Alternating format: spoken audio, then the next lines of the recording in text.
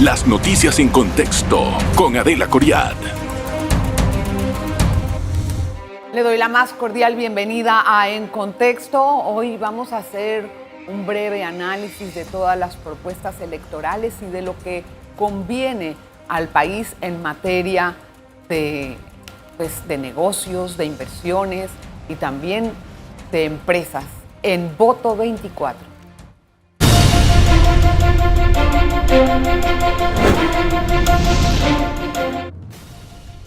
Bueno, le decía que ayer se celebró, que esta semana se celebró el último debate ya en materia de cuáles son las propuestas que se van a hacer en conceptos de inversiones, de institucionalidad, desarrollo sostenible y también el tema de agua.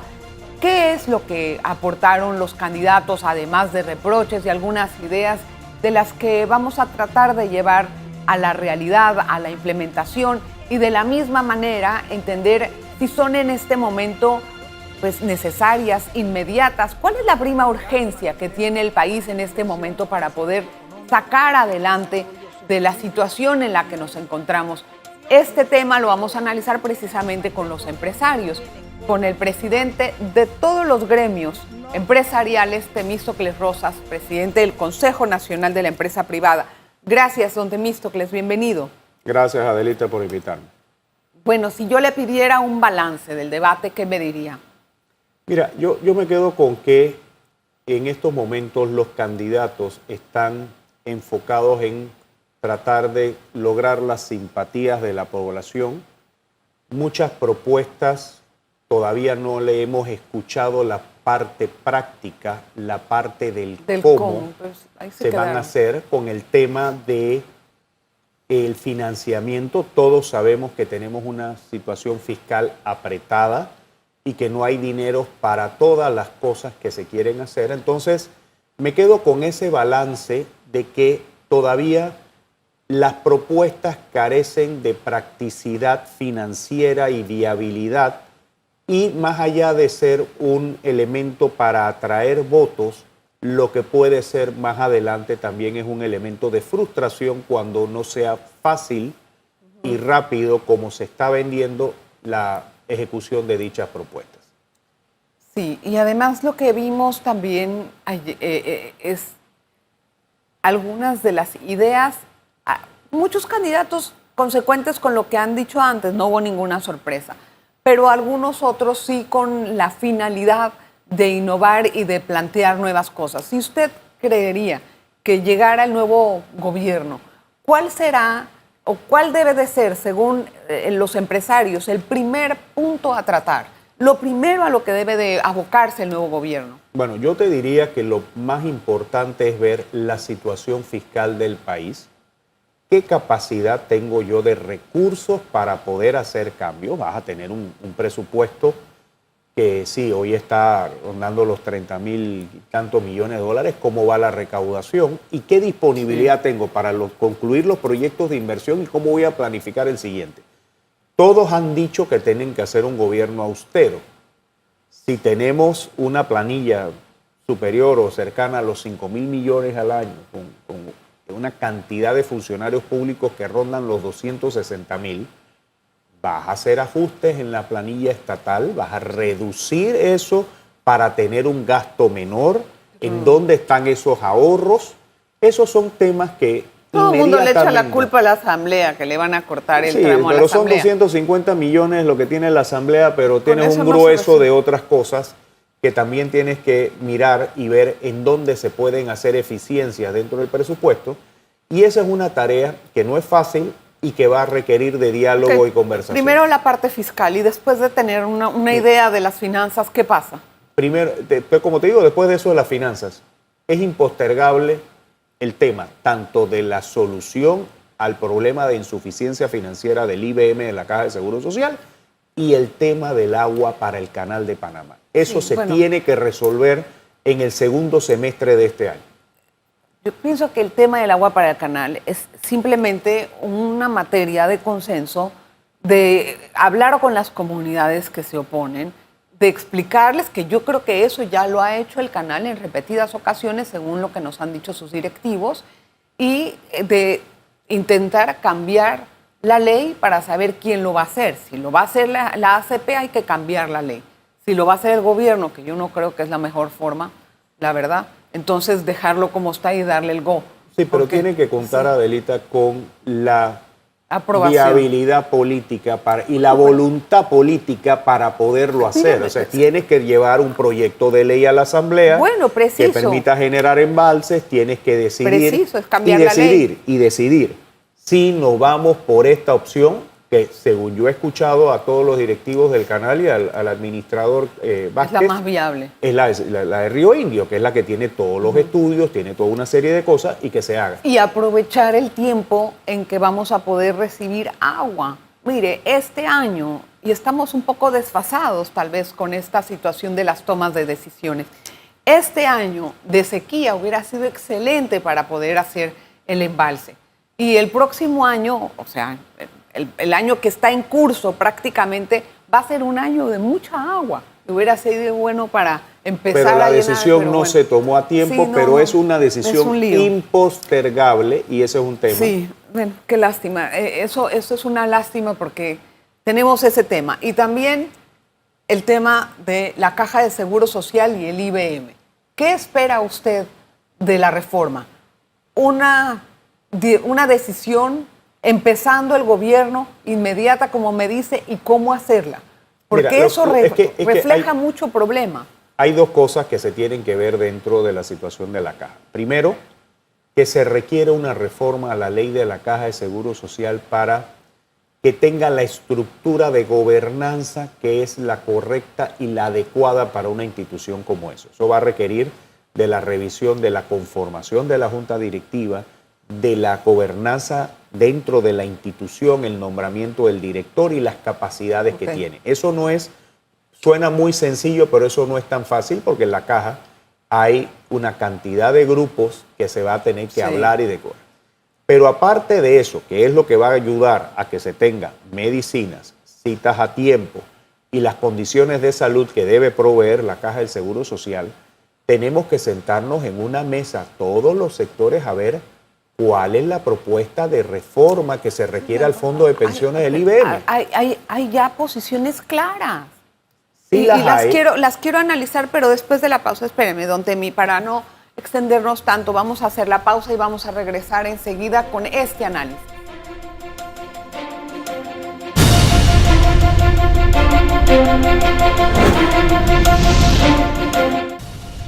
Le agradezco mucho que permanezca en sintonía. Hoy estamos conversando con Temístocles Rosas, es el presidente del CONEP.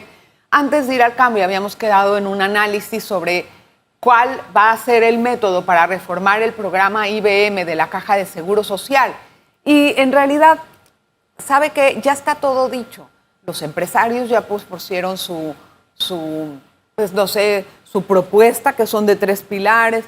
Ya hablaron también los trabajadores que no estaban de acuerdo con eso. Lo que no pasó es que nadie se puso de acuerdo, ¿no? Que esa fue la tarea que no se pudo hacer en ese diálogo inmenso con tanta gente y se congeló. Y de salida dijo el gobierno, no voy a hacer paramétricas. Entonces, no se puede empezar un diálogo con una imposición sin saber si es funcional o no. ¿Cuál debe de ser la posición del próximo gobierno? ¿Llevar una propuesta al gobierno y trabajar sobre esa o sentar a que se haga una propuesta? Yo creo que tenemos que iniciar dentro de un diálogo participativo en definir qué queremos del Fondo de Beneficio Definido, el IBM. ¿Es un fondo solidario? ¿Es un fondo de ahorro mixto? O sea, ¿cómo lo vamos a definir? Y te hago la aclaración porque sí, nosotros hemos presentado una propuesta que filosóficamente es distante a la que ha presentado el sector trabajador y tenemos que ponernos de acuerdo. Y esto lo tenemos que hacer con una base técnica, Adelita. ¿Por qué? Porque el tema es cómo van a dar los números. No es un tema de pasión, es un tema de razón. Es un tema de... Y entender cómo podemos garantizar el pago de las pensiones y las jubilaciones de manera sostenida, no abocarnos a este desgaste que va a generar para que en 5 o 7 años tengamos otra situación más adelante. Esa es Ese es lamentablemente la constante. Hacer parches y no arreglar, porque aquí les da miedo tremendo hacer reformas estructurales, porque falta liderazgo de la persona que está en el poder, porque luego dicen que no tienen capital político y nada más quedamos postergando, empujando la lata para el siguiente gobierno que le toque al que viene y le hacen un daño al país. ¿El diálogo debe de ser tripartita o debe de ser con más gente? ¿Cuál tipo de diálogo vamos a empezar a hacer? Mire, primero debe ser tripartito para buscar consensos, pero esto, la decisión que se tome o la vía que se tome, hay que consultarla con toda la población. Las cajas de seguro social no es solamente de los trabajadores y los empleadores. No. Están los médicos, están los ¿Cómo vamos a hacer tantas consultas para poder llegar a un acuerdo pero es que eso después? Se puede hacer a través de una actividad de conversación, sensibilización para explicar el porqué de la reforma y por qué la propuesta, pero no hacerlo. Lo que te quiero decir no es quedarnos siempre con el problema, que ya lo sabemos, sí, sino es una vez que nos hemos puesto de acuerdo con la solución, sensibilizar la solución. Mire, antes de pasar a la parte del ambiente electoral en el país, a mí me gustaría entender cuál es el panorama que nos está esperando para el próximo gobierno y desde el punto de vista empresarial, ¿ustedes qué tanto creen en las propuestas? Porque se habla de superobras y al mismo tiempo de una contención del gasto y al mismo tiempo de recaudar más impuestos para poder pagar y no bajar más nuestro grado de calificación. Entonces, para mí todo es como un poco confuso, porque no sé exactamente qué me van a cumplir y qué es mentira. No, mira, ahora mismo, como te planteaba, el reto grande es el tema fiscal. ¿Qué nosotros esperamos? Si vamos a reactivar la economía, que en este año recoge una disminución en crecimiento, y con perspectivas a empezar a crecer a partir del 2025, hemos reiterado las condiciones que necesitamos para que el sector privado pueda invertir y logremos inversión extranjera directa. Uno, y la primordial, seguridad jurídica. Tiene que darse las condiciones de seguridad jurídica, tiene que haber la desburocratización de los procesos dentro del gobierno. Eso es más sencillo hacer. Y hay mucha más conciencia, veo, de los candidatos. Parece sencillo, Adelita, parece sencillo, oye, pero requiere voluntad, porque el funcionario, cuando tiene discrecionalidad, es más propenso a otras acciones que no son las correctas. Bueno, y lo que tenemos es que digitalizar, tenemos que eliminar esos conceptos que hacen que el funcionario tenga esos niveles de discrecionalidad. Y eso es voluntad. Que abundan, diría yo. Que en todos los procesos. Y otra cosa es definir el rol de las entidades. A veces tienes que ir a 3 y 4 entidades cuando la puede hacer una y de pronto ya terminaste de hacer todo y viene una autoridad local a meterte algo. Mire todo lo que estamos hablando. Siendo este un país presidencialista, ¿en qué se van a abocar primero? O sea, tú quieres inversión extranjera, quieres desburocratizar, ok, vas a desburocratizar. Tienes que tener gente que te trabaje multitask, aquí, acá, allá. Tienes que hacer de todo, pero ¿quién es la gente que va a acompañar a las personas que nos van a gobernar? Esa es una gran duda de quienes acompañan. Cuando nosotros hicimos la presentación de la Visión País en CONEP, sí, lo que hicimos con los equipos económicos. Yo quiero saber qué. Y vinieron. Ya yo sé quiénes están atrás, qué quieren. Entonces, eso es lo que nosotros habían unos tenemos. Muy mal preparados, perdón que lo diga. Y no escuchamos concretamente de algunos que participaron, no escuchamos cosas concretas de cómo se iban a hacer. No, porque no tienen ni idea. Algunos planes están prácticamente puestos como con deseos, más bien que en el cómo. Bien, el ambiente electoral en este momento, ¿cómo lo analiza la empresa privada? ¿Qué es lo que está viendo? Mira, ahora mismo nosotros estamos viendo pues lo final de una campaña electoral en donde promesas van, en donde las promesas van, algunas promesas con mucho ímpetu de lograr el favorecimiento de la población panameña.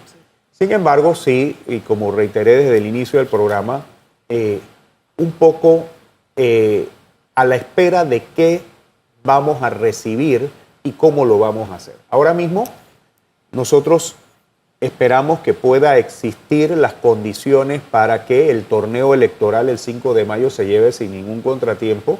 Con todos los que están corriendo, porque tenemos un espacio en la Como lo Corte establezca la que ley, tiene que ver qué es lo que va a pasar. que ese es un tema que escucharemos, pues si la Corte va a pronunciarse o no, pero tenemos que garantizar un torneo electoral que nos dé tranquilidad para escoger a nuestras autoridades. Hay que ver que eso vaya a pasar. Tengo que hacer una breve pausa. Vamos a regresar con más en esta entrevista. No se vaya, por favor.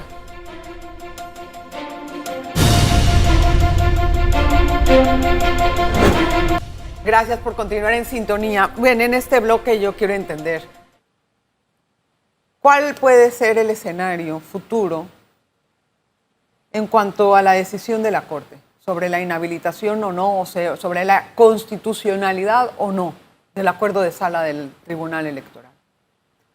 Mire, ahí nosotros vamos a seguir a la espera de qué piensa hacer la Corte, que tiene toda la competencia para definir los temas que son de carácter constitucional. Ahí está atendiéndose una demanda de que la decisión que tomó el Tribunal Electoral para la candidatura del licenciado José Raúl Mulino tiene vicios de inconstitucionalidad, que se pronuncie la Corte. Aquí tenemos que respetar las decisiones judiciales. Pero ve el tiempo en el que estamos. Bueno, ese es un tema que, aun cuando el tema está próximo a las elecciones, la Corte tendrá que definir. Yo lo que planteo es que nosotros tenemos que garantizar un torneo electoral que dé confianza, que dé credibilidad al pueblo panameño y que quien vaya a ser elegido presidente pueda iniciar un gobierno con la capacidad de ir a resolver los problemas del país.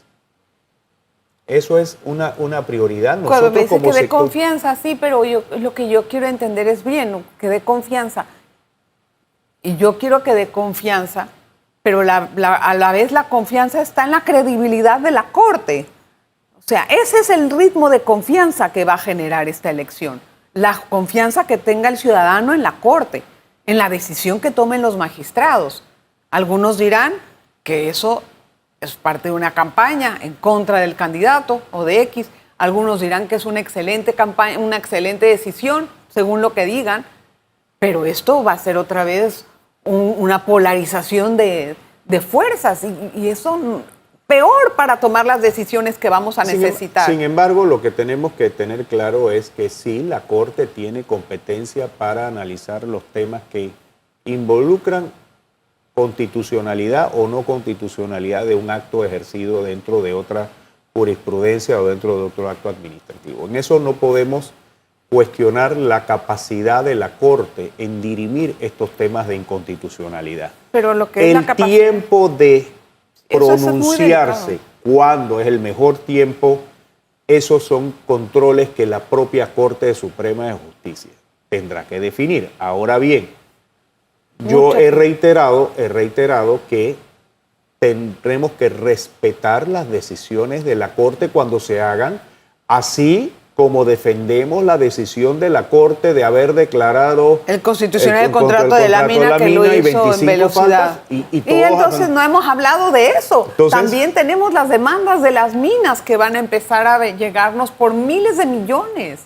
Es decir, Temi, no sé si los empresarios tienen un diagnóstico claro de lo que nos espera como país. Ahorita están llenos de endulzados con todas las ofertas. Ahora mismo lo que tenemos es una situación en la que la capacidad de recursos que tiene el Estado no son suficientes para todo lo que se quiere hacer. Ni para lo que nos viene. Y los retos que tiene. Ahora GUP metió otra demanda también al canal.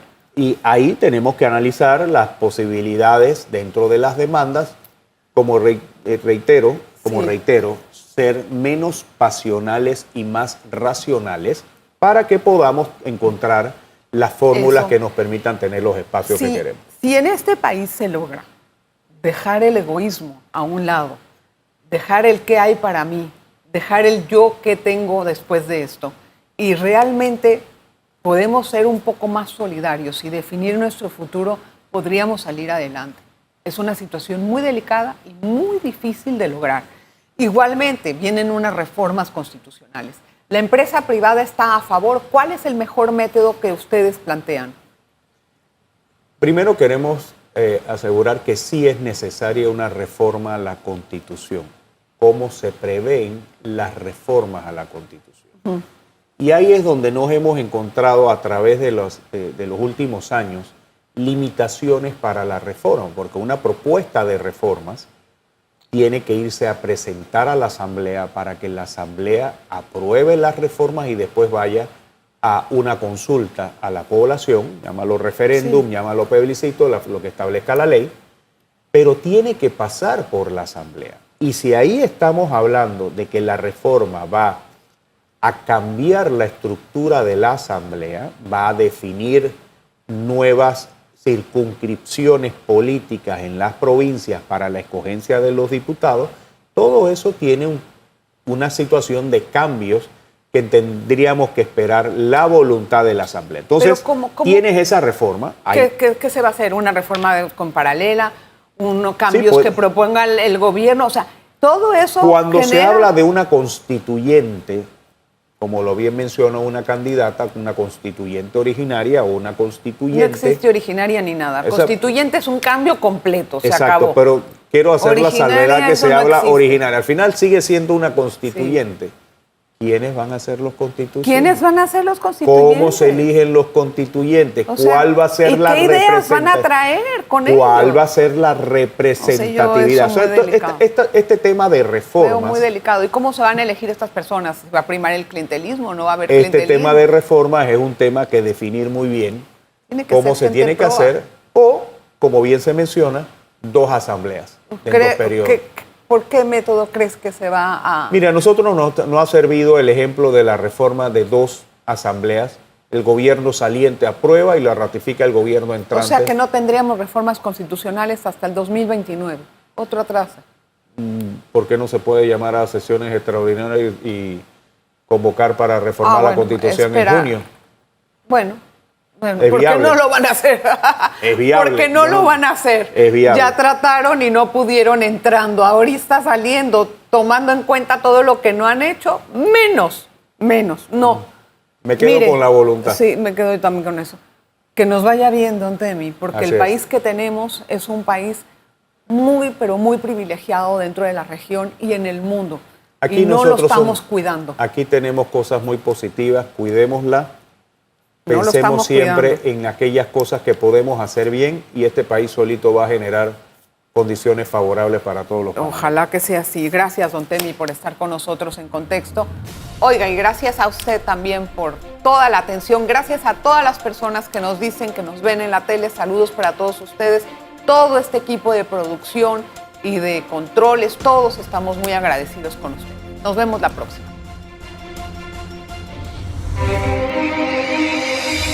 Las noticias en contexto con Adela Coriad.